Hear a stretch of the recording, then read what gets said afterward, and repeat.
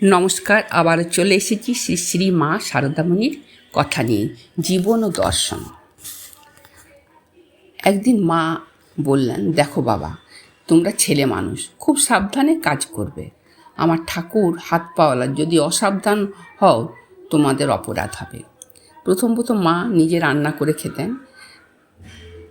একদিন মা বলতেন, তোমরা রান্না করতে না পারলে আমার কাছে এসো, আমি শেখাবো। আমি কি তোদের সংসারে 12 মাস রান্না করতে পারবো? পরবর্তীকালে মা আমাকে বলতেন, তুই রেঁধে এ বাড়ি আগে দিয়ে যাবি। মা ডুমুরের ডালনা বড় ভালোবাসতেন।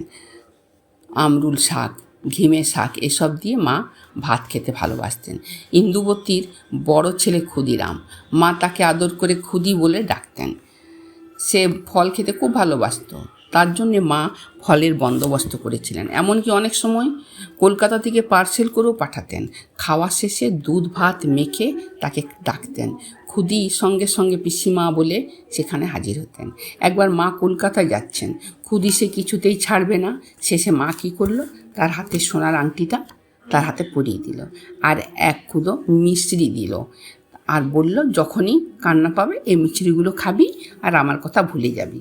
একবার ক্ষুদিকে না কলকাতায় নিয়ে যাওয়া হলো। মা তাকে জিজ্ঞেস করছিল, বাবা তুমি কি গয়না নেবে? তো ক্ষুদি বলেছিল, আমি মল নেব।